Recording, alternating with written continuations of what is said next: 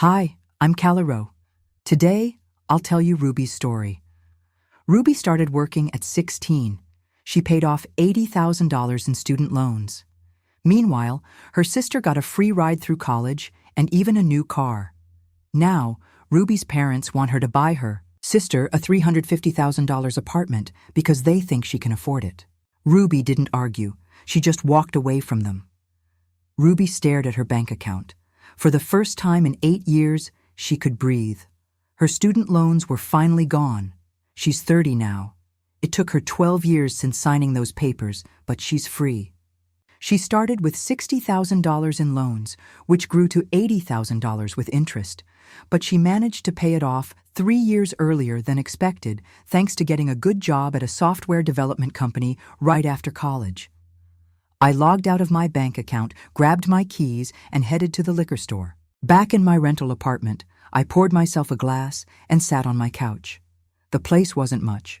1 bedroom, decent kitchen, nothing special, but it was mine.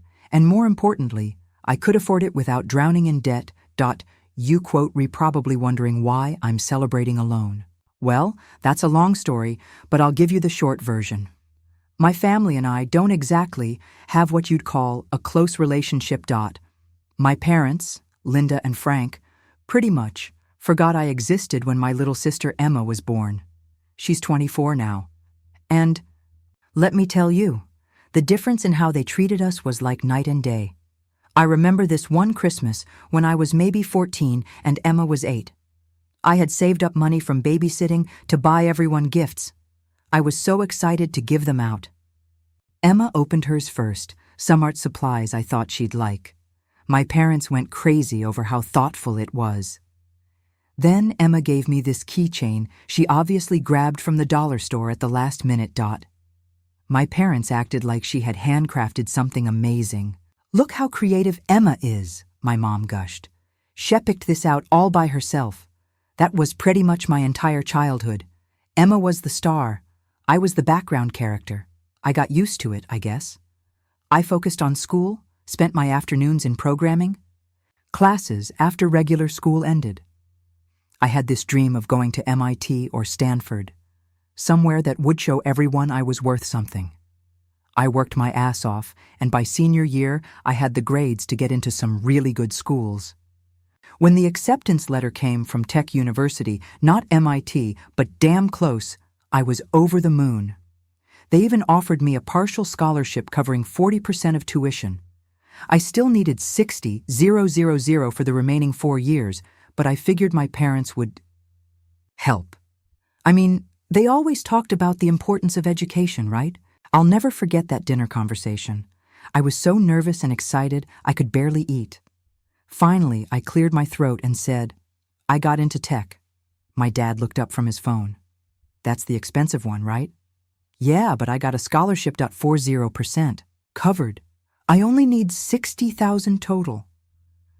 My mom stopped cutting Emma's meat and stared at me. 60,000. Ruby, we don't have that kind of money. I know it's a lot, but maybe we could look into parent loans. Or, if you were really smart, you would have gotten a full scholarship. My dad interrupted. Obviously, you're not as bright as you think you are. Emma, who was 12 and barely passing her classes, looked at me with this smug little smile. Even then, she knew she was the favorite. But this is my chance, I said, trying to keep my boy steady. This school could change my whole life. The computer science program is amazing, and I know I can get a great job afterward. Then figure out how to pay for it yourself, my dad said, going back to his phone. We're not co-signing any loans either. Too risky. I tried arguing for weeks. I showed them statistics about graduates from my program, starting salaries, job placement, rates. Nothing worked. They weren't budging. The only person who supported me was my grandmother, my dad's mom. Grandma Rose had always been different from the rest of the family. She actually listened when I talked, remembered things that mattered to me. When I told her about the college situation, she was furious. Those idiots, she muttered, shaking her head. They don't know what they're throwing away. It's okay, Grandma. I lied. Maybe I can go to community college first. Like hell you will. You got into that fancy school fair and square. You'll find a way. And I did. I applied for federal student loans, got approved for the full amount I needed. The payments would be deferred until 6 months after graduation, which gave me time to figure things out. The day I left for college, I packed my car with everything I owned. My parents were getting Emma ready for some school event. I don't even remember what. Bye. I called from the front door. I'm leaving now. Drive safe. My mom called back without coming to see me off. That was it. No hugs, no tears, no "we're proud of you." Just drive safe like I was going to the grocery store. Emma didn't even say goodbye. But Grandma Rose was there. She hugged me tight and pressed an envelope into my hands. "For emergencies," she whispered. Inside was $200, probably all she could spare on her fixed income. College was tough as shell, but I made it work. I got a job at the campus computer lab within my first week. 20 hours a week at minimum wage wasn't much, but it covered food and basic expenses. I also tutored other students in math and programming. Between classes, work, and studying, I barely had time to sleep, but I kept my grades up. I had to. Losing my high scholarship would have been a disaster. The whole time, Grandma Rose was my lifeline. Every month, like clockwork, I'd get a card from her with $50 or $100 tucked inside. She'd call me every Sunday to check in. My parents, meanwhile, acted like I didn't exist. I called them on holidays and birthdays. Christmas, Easter, their birthdays, Emma's birthday. The conversations were always the same. "Hi, Mom. Just calling to wish you a happy birthday. Oh, Ruby, thanks. How school? It's going well. Dean's List again. That's nice. Emma just got elected to student council, and that would be it. 5 minutes tops. They never asked about my major, my job, my friends, or anything real about my life. Senior year rolled around, and I was killing it. I had job interviews lined up with 3 different tech companies. My professors were writing me stellar recommendation letters. I was finally seeing light at the end of the tunnel. Graduation day was a big deal. Families everywhere, taking pictures, crying happy tears. I looked around for my parents, even though deep down I knew they wouldn't be there. The phone call came the night before graduation. "Hi, honey. Congratulations on graduating tomorrow. Thanks. Are you guys driving up in the morning?" There was a pause. "Oh, Ruby, I'm so sorry. We had already planned this vacation with Emma. It's her spring break, and we booked this cruise months ago. You understand, right?" I was quiet for a long moment. "Yeah, Mom, I understand, but Grandma Rose was there. She drove 4 hours by herself and sat in the audience, beaming at me like I just won the Nobel Prize." After the ceremony, she took me out to dinner at the fanciest restaurant in town. 3 weeks after graduation, I landed the job with Soft Dev Solutions. The salary was more money than I'd ever seen, $65,000 to start, with room for growth. I was over the moon.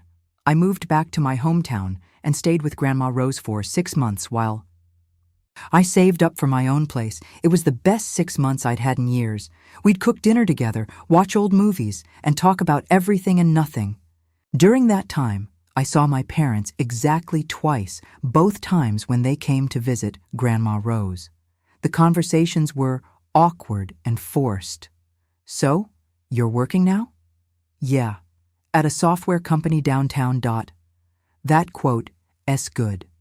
Steady income, and that was pretty much it." They spent the rest of the visit talking to Grandma Rose about Emma's college plans. After 6 months, I found a decent 1-bedroom apartment and moved out on my own.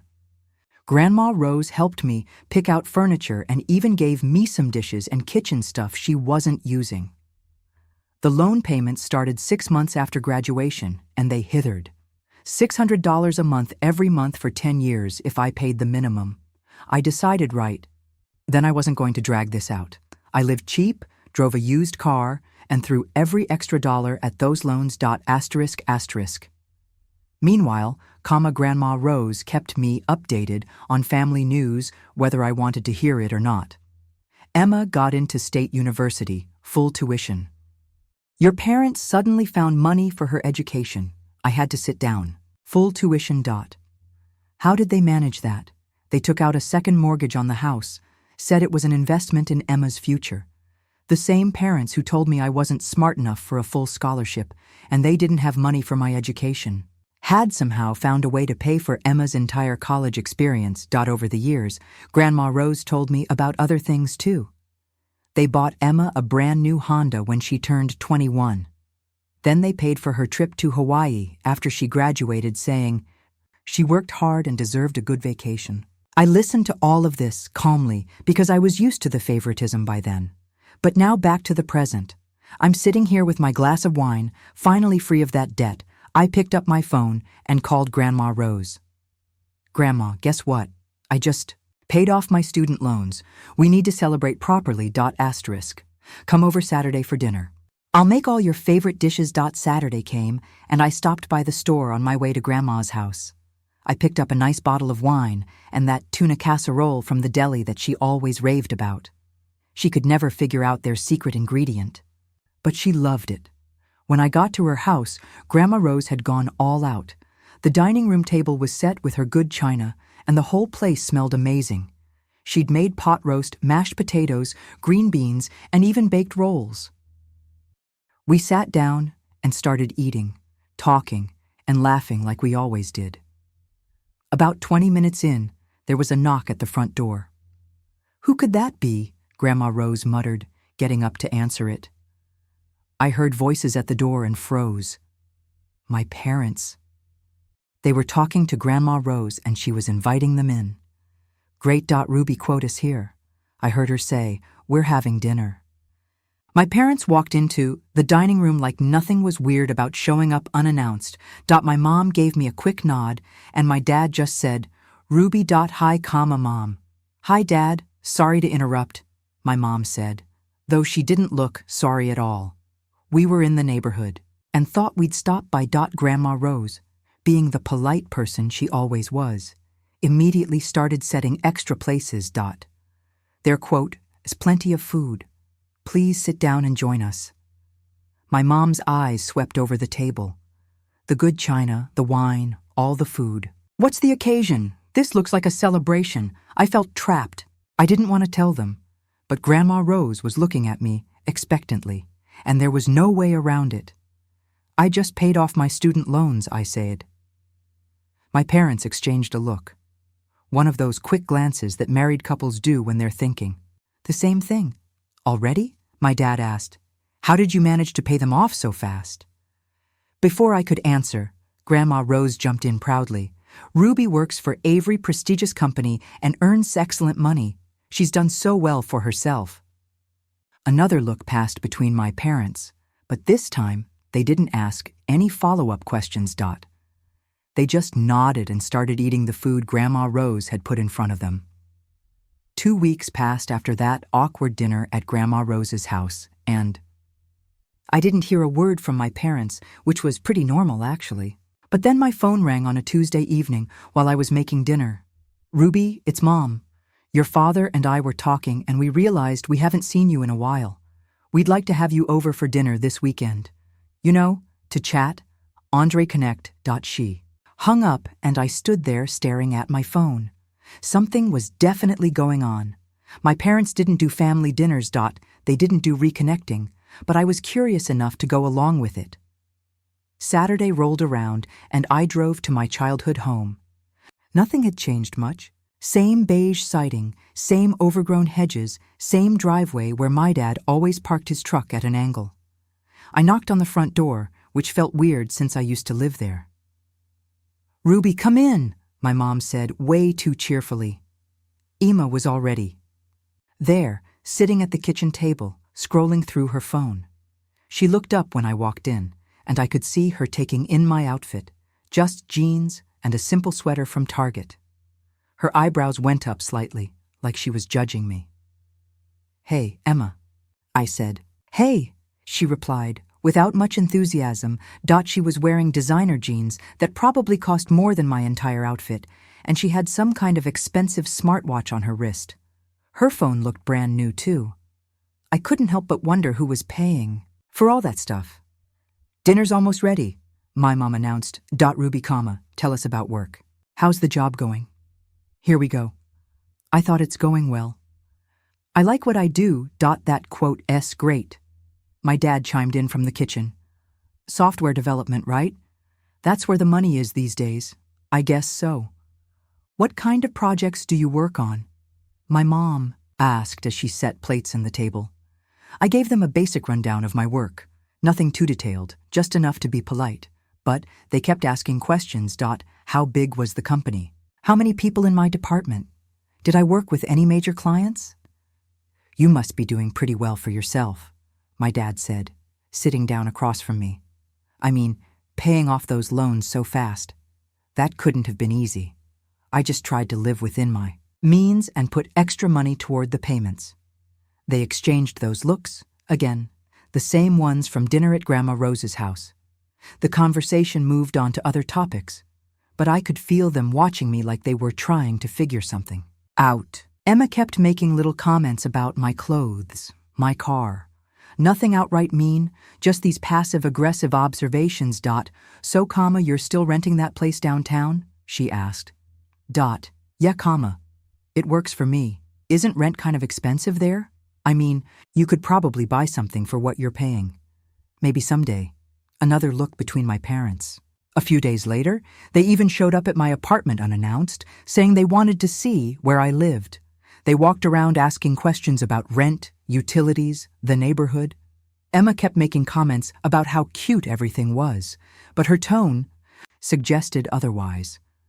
The whole visit felt like they were evaluating something. After they left, I was more confused than ever. What was with all the sudden interest in my life and finances? Time passed and I kept wondering what they were really after. Then one day, I went to visit Grandma Rose like I always did. We were having tea in her kitchen when she got the serious look on her face.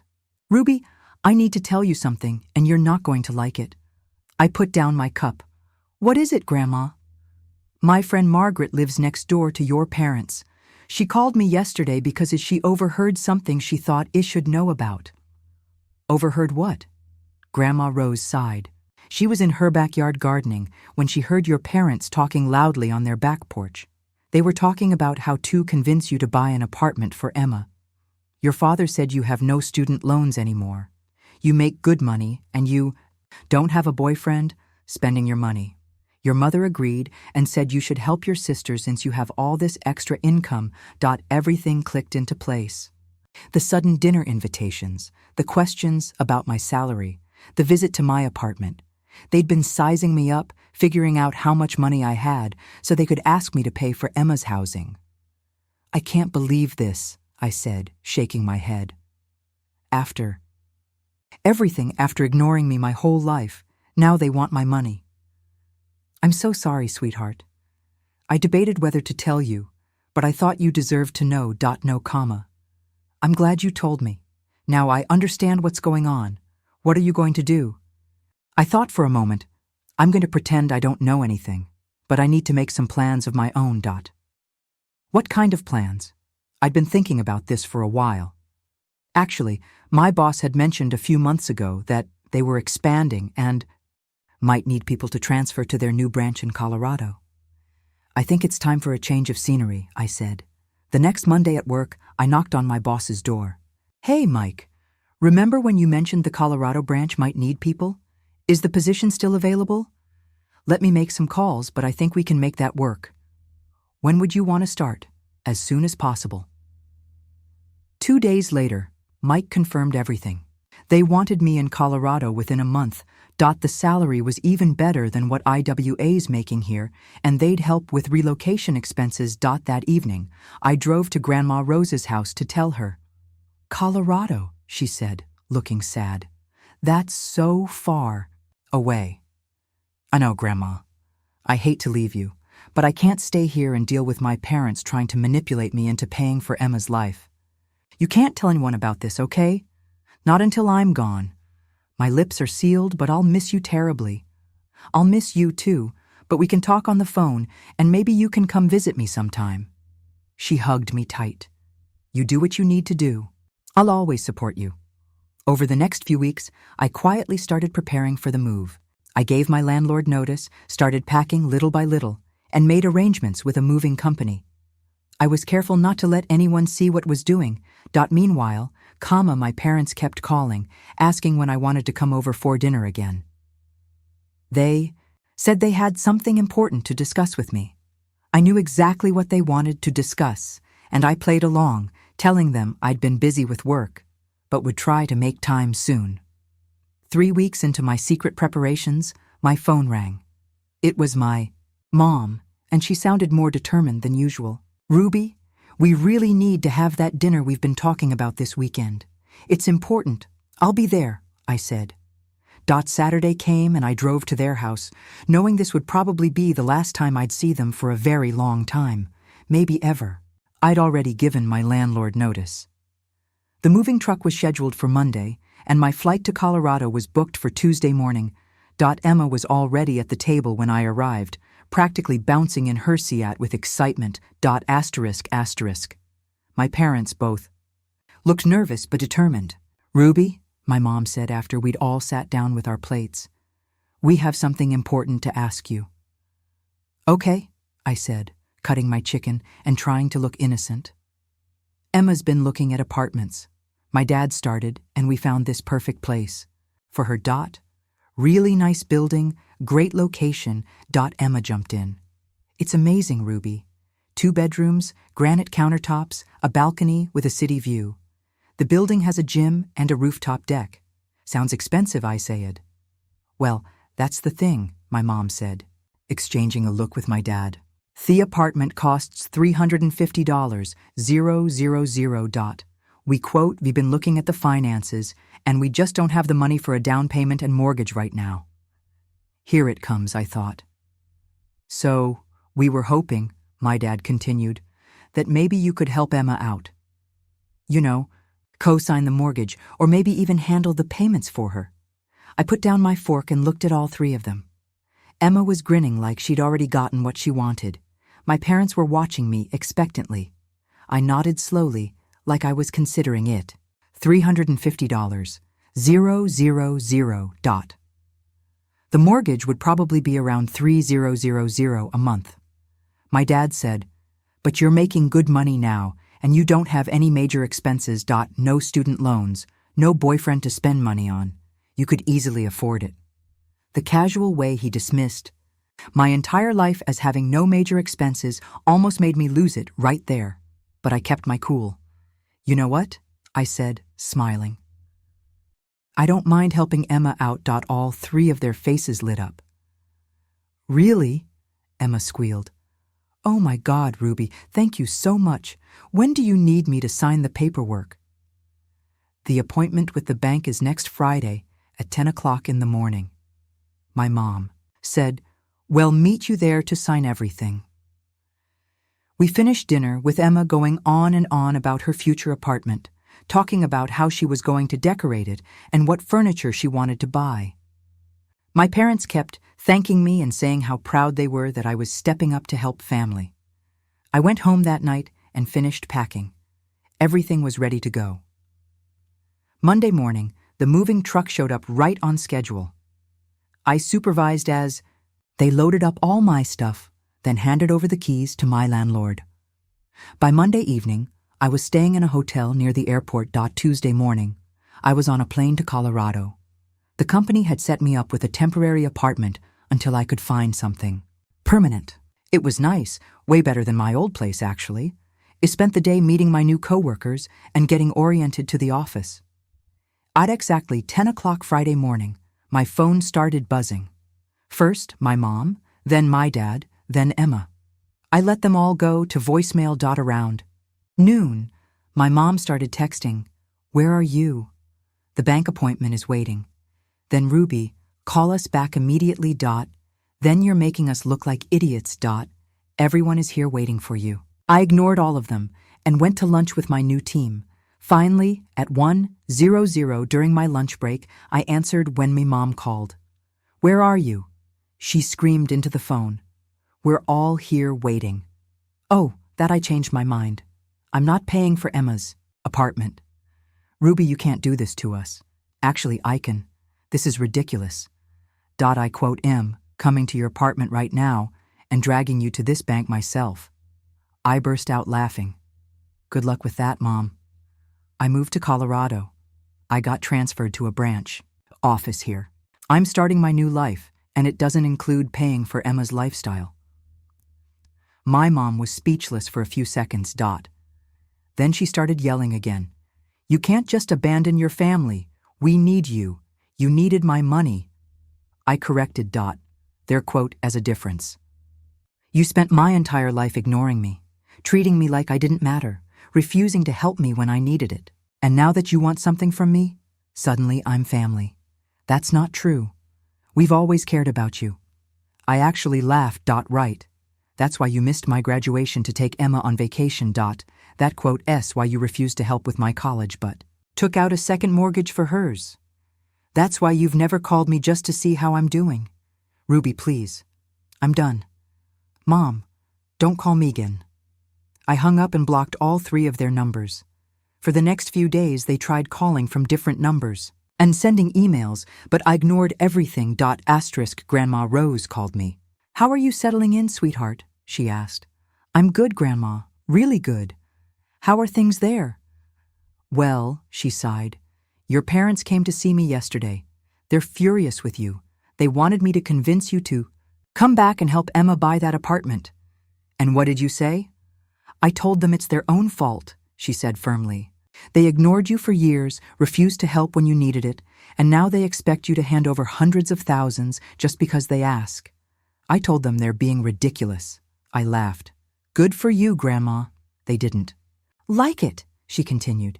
"Frank even told me to cut off contact with you if you weren't going to help the family." I kicked them out and told them not to come back until they're ready to apologize for how they've treated you. It's been 6 months since I moved to Colorado. I love my job, I've made great friends, and I'm saving for a down payment on my own house. Grandma Rose visits every few months and we talk every week. She told me Emma never got the apartment and is still renting. My parents are still angry, but Grandma Rose doesn't care. She's done with their selfishness. I don't miss my old life. For the first time, I'm living for myself instead of trying to please people who never really cared about me.